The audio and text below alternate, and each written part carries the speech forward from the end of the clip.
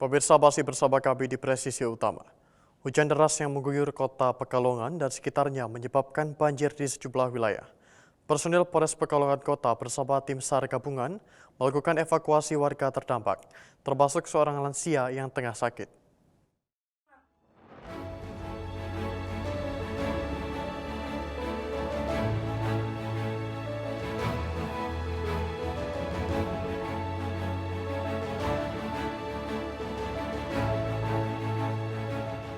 Banjir merendam kawasan Kampung Baru, Kelurahan Tirto, Kecamatan Pekalongan Barat, Kota Pekalongan, Provinsi Jawa Tengah. Ketinggian air mencapai dada orang dewasa menyulitkan proses evakuasi. Momen dramatis terjadi saat personil Polres Pekalongan Kota bersama tim SAR gabungan mengevakuasi seorang lansia yang sakit dari dalam rumahnya. Proses evakuasi dilakukan menggunakan perahu karet dengan kondisi air hampir menutup pintu dan atap rumah. Kapolres Pekalongan Kota AKBP Riki Yaryandi melalui PS Kasiumas, Ibtu Purno Utomo menegaskan bahwa evakuasi dilakukan setelah menerima laporan dari warga terkait kondisi banjir yang terus meningkat. Warga kemudian dievakuasi ke tempat yang lebih aman, sementara masyarakat diimbau tetap waspada dan segera mengungsi apabila ketinggian air bertambah. Polres Pekalongan Kota memastikan terus siaga bersama instansi terkait untuk membantu masyarakat terdampak banjir. Dari tim Humas Polres Pekalongan Kota Polda Jawa Tengah melaporkan untuk Polri TV.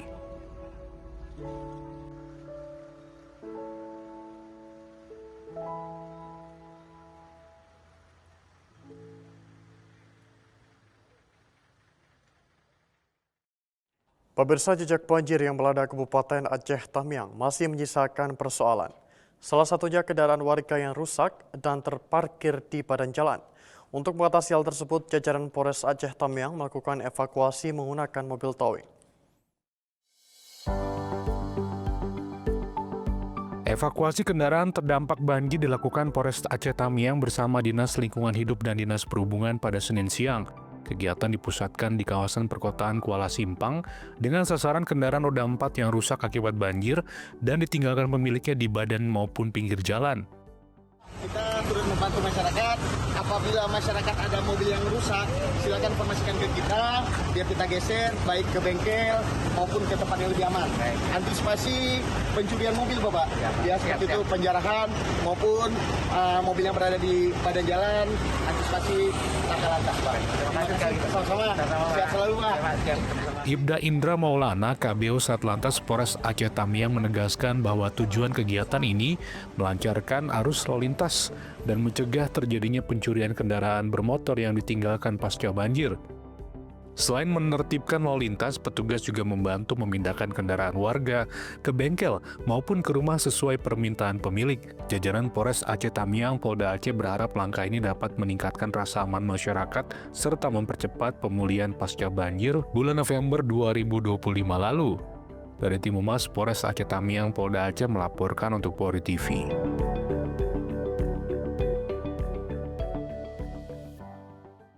Kepedulian Polri terhadap masyarakat terdampak bencana terus ditunjukkan melalui aksi nyata.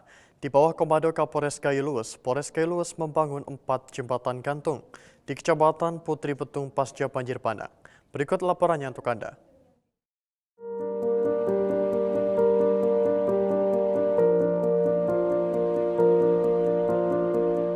Kapolres Gayo Luwes AKBP Hirowo turun langsung ke lapangan mendampingi masyarakat dalam pembangunan 4 unit jembatan gantung di sejumlah desa wilayah Kecamatan Putri Betung, Kabupaten Gayo Luwes pasca bencana banjir bandang.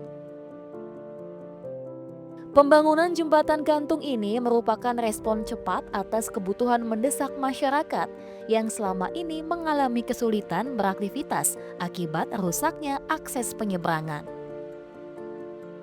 Di lokasi pembangunan, Kapolres tampak berbaur dengan masyarakat, menyapa warga serta memantau langsung proses pengerjaan jembatan. Kehadiran pimpinan Polres tersebut memberikan semangat tersendiri bagi personel dan warga yang bergotong royong. Pembangunan jembatan gantung di Desa Pungke Jaya dipimpin oleh Kaurbinob Satreskrim Polres Gayo Luwes, Ibda Muhammad Yoga Wiratama. Bersama personel Satreskrim dan masyarakat setempat sebagai pengganti akses lama yang rusak akibat banjir bandang. Jadi jembatan ini untuk penghubung antar rumah penduduk masyarakat dengan tempat mereka berkebun. Masyarakat bisa memanfaatkan jembatan darurat ini sehingga bisa beraktivitas dan hasil buminya bisa dijual atau dibawa keluar dari kebunnya. Sementara itu di Desa Ceret Onom, pembangunan jembatan gantung dipimpin oleh Kanit Tipitkor Satreskrim Polres Gayo Lues, Aibda Ilham Minaldi. Dengan melibatkan personel Polres dan warga untuk mendukung aktivitas pertanian dan perkebunan masyarakat. Di Desa Gumpang Lempu, pembangunan jembatan gantung dipimpin oleh Kasat Intelkam Polres Gayo Lues AKP Jun Andri Saputra bersama personel Polres dan BKO Brimo Polda Sumatera Selatan. Hal ini menunjukkan soliditas Polri dalam pemulihan infrastruktur di desa. Selain 3 jembatan yang tengah dibangun, Kapolres Gayo Lues juga merencanakan pembangunan 1 jembatan gantung lainnya di Desa Ramung Toa. Diharapkan dengan terbangunnya jembatan-jembatan tersebut, akses masyarakat kembali normal, aktivitas sosial dan ekonomi berjalan lancar, serta hubungan Polri dan masyarakat semakin erat. Dari Humas Polres Gayo Lues, Polda Aceh melaporkan untuk Polri TV.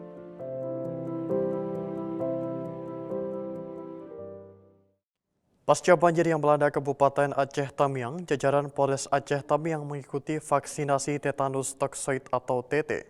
Kegiatan ini sebagai upaya menjaga kesehatan dan keselamatan personel yang terlibat langsung dalam pembersihan pasca banjir. Vaksinasi tetanus toksoid dilaksanakan di Aula Polres Aceh Tamiang Selasa 27 Januari 2026. Kegiatan ini digelar oleh Bitkes Polda Aceh sebagai langkah pencegahan terhadap risiko infeksi akibat luka terbuka saat pembersihan infrastruktur, fasilitas umum dan lingkungan pasca banjir. Pada hari ini kami sedang berada di Polres Aceh Tamiang sedang melakukan kegiatan vaksinasi yang dilakukan dan diadakan oleh Bidokes Polda Aceh untuk pemberian vaksin TT atau toksoid tetanus untuk mencegah dari kuman Clostridium tetani. Kenapa sih kita harus melakukan vaksin TT? Karena setelah pasca banjir ini, kegiatan anggota Polri fokus ke pembersihan infrastruktur, pembersihan jalan, rumah, ataupun kantor. Pada saat melakukan pembersihan, mungkin saja terjadi perlukaan, baik itu tertusuk paku ataupun terkena luka goresan akibat seng. Nah, untuk mencegah ke arah infeksi setelah luka terbuka dan terkenanya debu, kita perlu melakukan vaksin TT. Nah, setelah pemberian vaksin TT, sama seperti vaksin-vaksin yang lain, bisa saja terjadi KIPI atau kejadian ikutan pasca imunisasi. Tapi jangan takut dan khawatir, itu bisa kita kondisikan atau kita obati dengan pemberian obat-obatan tertentu seperti obat demam atau juga kompres pada bagian-bagian yang sudah diberikan suntikan. Terima kasih.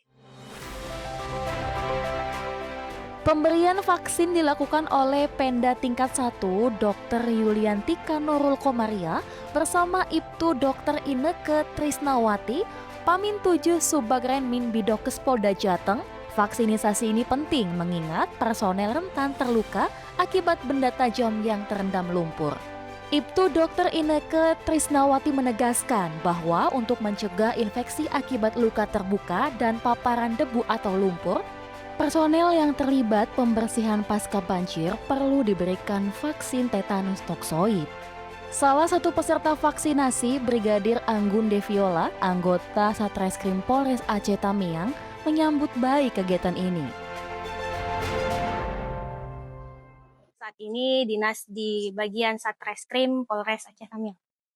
Hari ini kami melaksanakan vaksinasi tetanus difteri di Aula Polres Aceh Tamiang. Vaksinasi ini ditujukan bagi kami karena pasca banjir ini kami membersihkan tempat-tempat fasilitas umum seperti sekolah, gedung-gedung di sekitar Kabupaten Aceh Tamiang yang kemungkinan terluka akibat membersihkan lumpur. Maka dari itu vaksinasi ini ditujukan kepada kami agar dapat mencegah terjadinya infeksi pada personil Polres Aceh Tamiang. Dan mengapresiasi perhatian pimpinan Polri terhadap kesehatan personel demi mendukung pelayanan maksimal kepada masyarakat. Dari Humas Polres Aceh Tamiang, Polda Aceh melaporkan untuk Polri TV. Pemirsa, kami akan segera kembali usai jeda berikut ini.